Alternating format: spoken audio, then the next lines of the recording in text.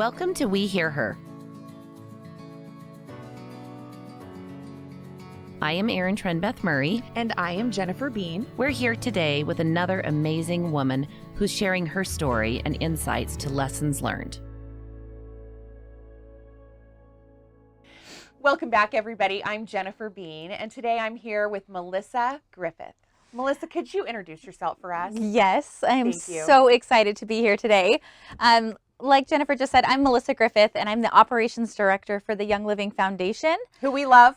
It's a great company. Yes, it is. So my job is to essentially connect with people who have the desire to give back and the means to give back, and then take those funds and bring them to different countries and different organizations here locally that are in need of just a little hand up. Yes, I love that. You and I have a lot in common because as the director of fundraising, I speak that language. Yes. I think one of my favorite things that I wouldn't have known as a younger girl, and I would tell her this, that fundraising isn't always about the money. And it's rarely about the money. But what I do love about it is that I can possibly, if I'm lucky, position myself between someone who needs a hand up and someone who has one to give. Yeah. And I can just say, oh, you should meet this person. Exactly. And that's what I love most about my job. I saw also when I read your bio, what a lovely life you've had so far, Miss Melisa, that you have a particularly special place in your heart for issues for women and girls. Yes. Can you tell me a little bit more about that, especially when you factor in that Young Living has a global reach for impact? Yeah. So fill me in on what you're seeing out there outside of the United States that are big issues for women and girls. And then we'll jump back over here and see how talk about the States. Talk about the States. So overseas, we focus in a handful of different countries, Cambodia, Ecuador, Uganda, just to name a couple. Wow. And we have partner organizations that are boots on the ground making waves in these communities. One that really stands out to me is an organization called Hope for Justice. It's a England-based sex trafficking organization. Oh, okay. So sort of like an Operation Underground? Yes, very similar. Okay. They have a couple different like offices, I guess, in maybe the States satellites now. or something like that. Okay. Yeah, just because the need is growing. There's over 40 billion people who are in some form of a traffic situation today. That is mind-blowing. It's mind-blowing. And with the global shutdowns, it ramped up just because, like, a lot of people just think like, oh my gosh, people are breaking into homes and like taking kids. No. Like some of these moms, it comes down to, do I sell my child for a bag of sugar to feed my other 7 children? Sacrifice one to save the rest. Yes. And I can't even imagine being in a position where that was. Make that decision. Yeah. Me like, either. That's not an option, but for some people, it is. Neither of those things are an option, right? Exactly. Yeah. Our ultimatums sometimes aren't as large as that. Yeah. But yeah, exactly. Sometimes they are. Yeah. So I got to go there, 2019, just because I haven't. Yeah.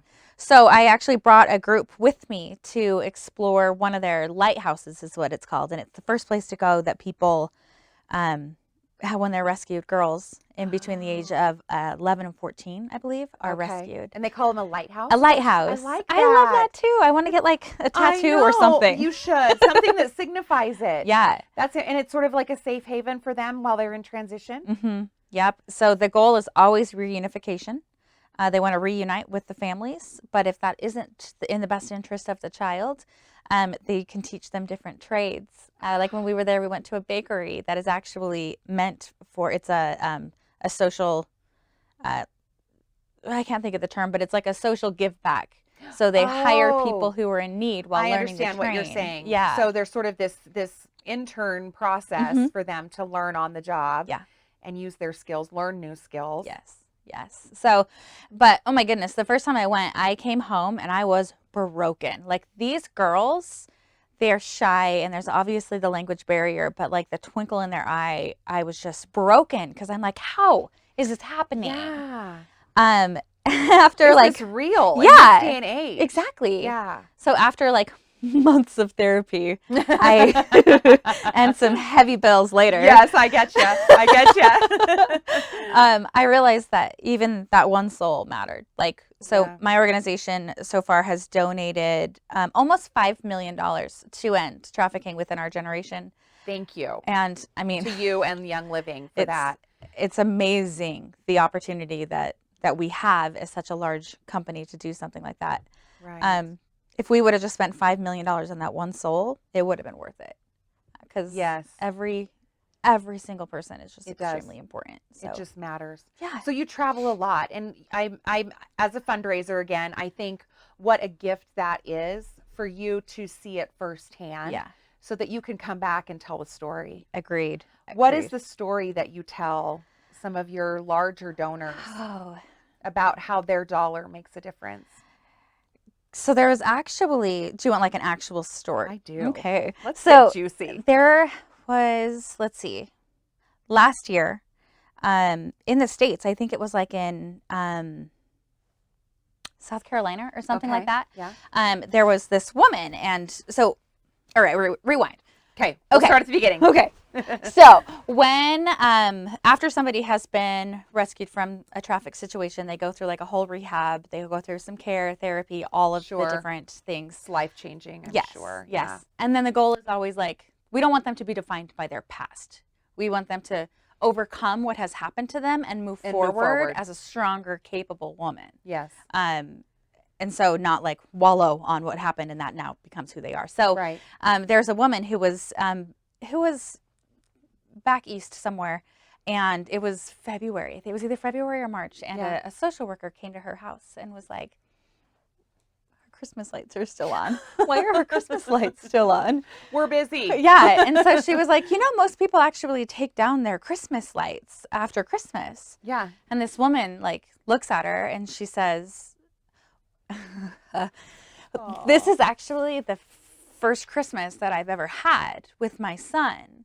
You see, I was trapped in a dog kennel is where I've been living for the last 7 years.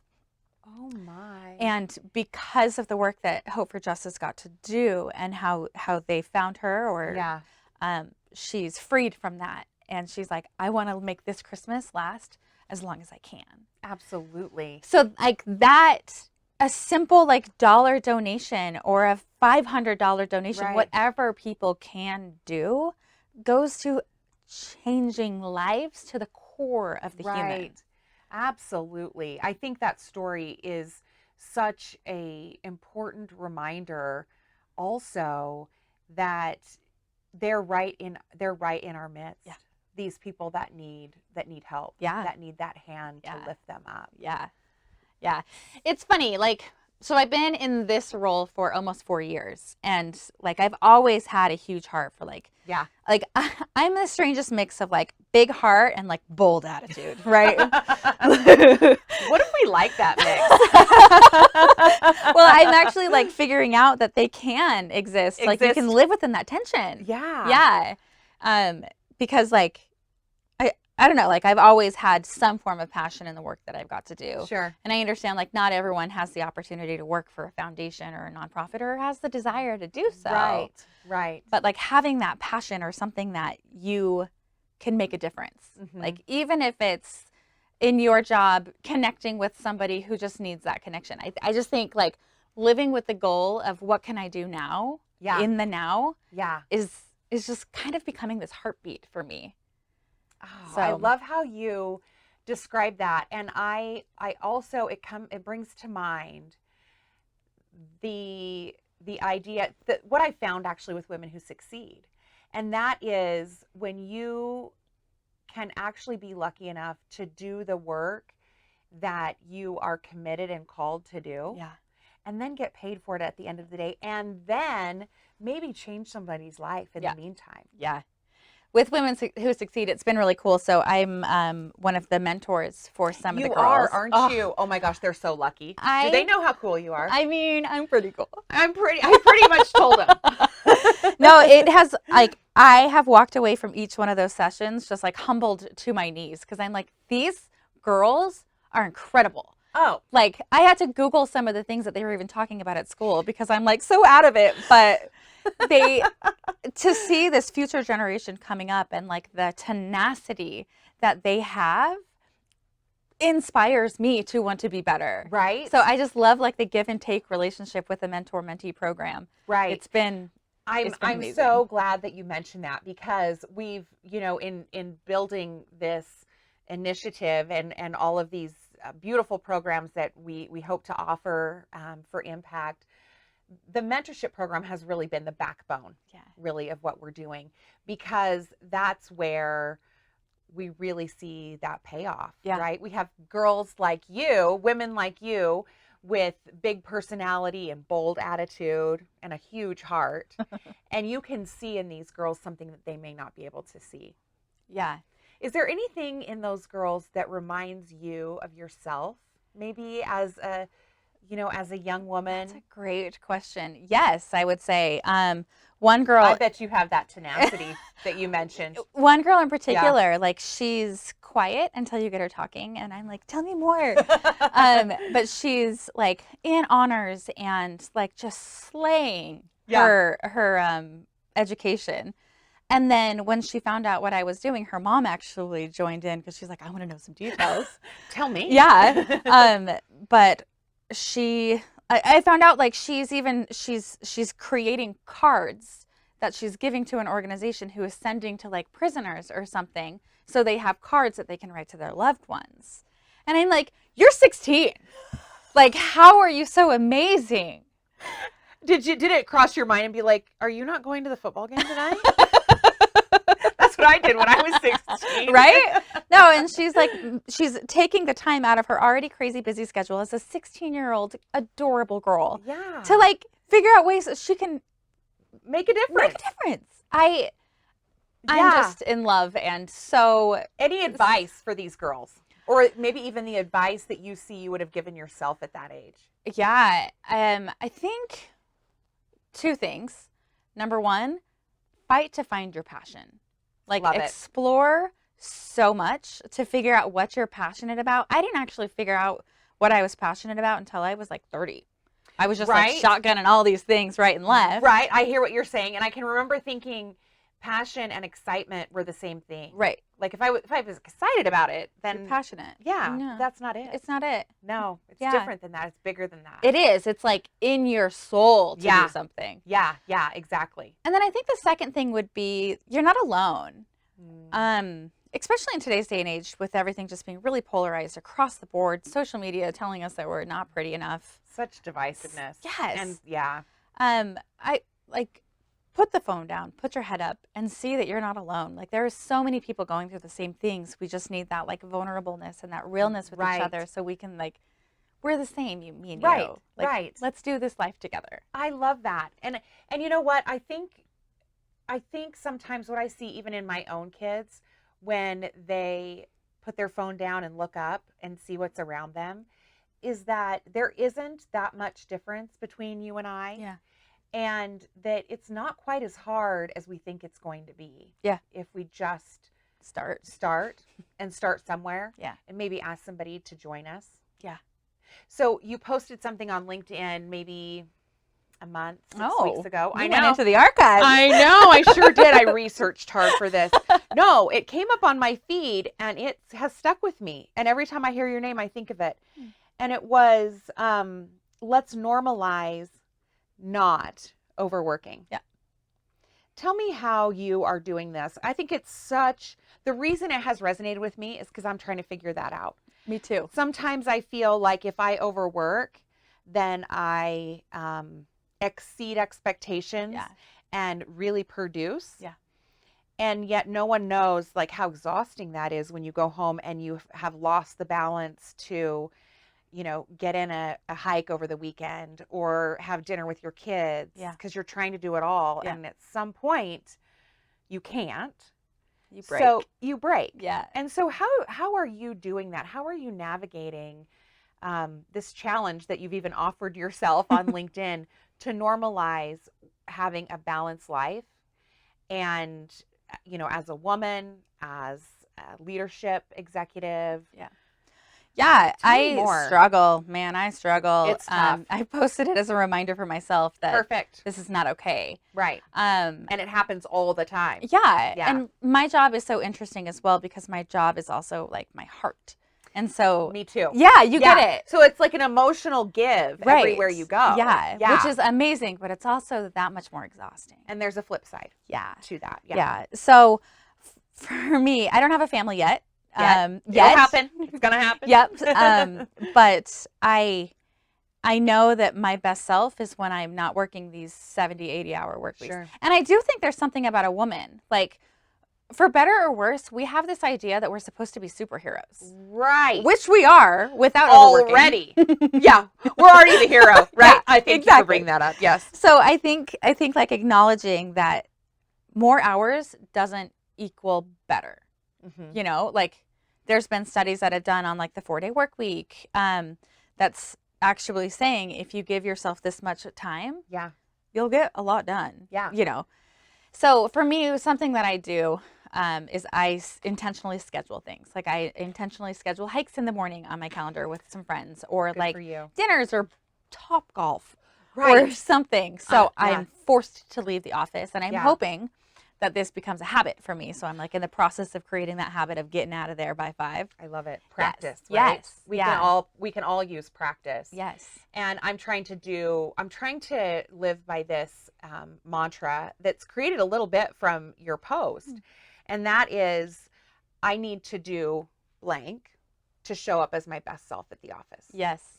And it's not, the word is not more. Mm-hmm. Never. It is a walk. I need to get my nails done. I need to dive into this book. I need to listen to a podcast. Yeah. And it is far more inspiring than to go back to the office and give your best self. Yeah. Right? You can actually show up. Yeah, because you have nurtured that in you and have it now to share. Yeah, definitely. Yeah. And it's funny, like now that I've realized that I've allowed myself to think that overworking is better. Right. I can now acknowledge when, like, I'm not being my best self. This week, I haven't been my best self. I've been here 80 hours and about 40 of it was my best self. Yeah, like I should have stopped, you know? So Right. like I screw up all the time, you know, like this Right. week within itself. I'm like, oh, I would have done some things differently. But I give myself grace. I forgive Yes. myself. And then tomorrow's a new day. Absolutely. I actually read this thing. It was like living your day in quarters, like a football game. Oh, yeah. So you like, You're a Ute fan. I'm such a Ute fan. I used to work there. I love it. I know.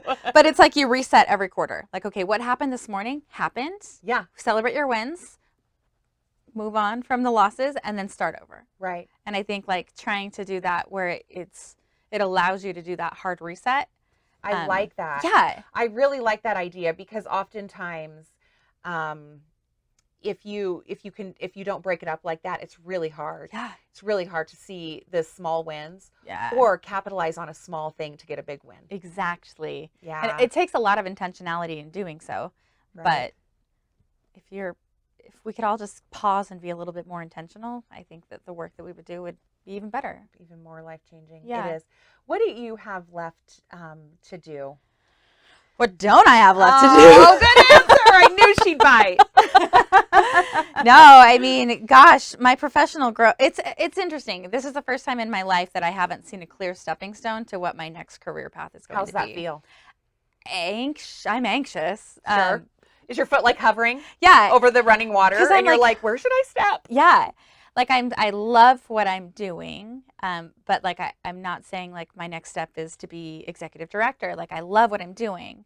And so I'm like forcing myself to be okay in it Right. and focusing on family and like personal health and some things. So like I guess I've always lived in this like everything's constantly changing. Like let's Sure. keep going. Let's keep growing. Let's be Right. better. Let's Yeah. be the next big thing. Next. Yeah. Next. Yeah. So like not to be complacent, but to be like proud of where I am and then Right. be able to focus on, like I said, my health or starting a family or whatever that looks Right. like, just to Just like be. you said before, pause. yes For a minute. and that's Yeah. okay. Yeah. It's okay to pause. Yeah.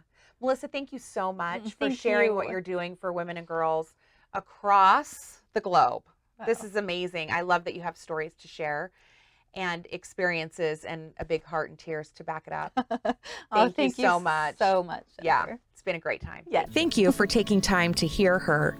Join our efforts and learn more at womenwhosucceed.org. A big thank you to our sponsor, the Clark and Christine Ivory Foundation.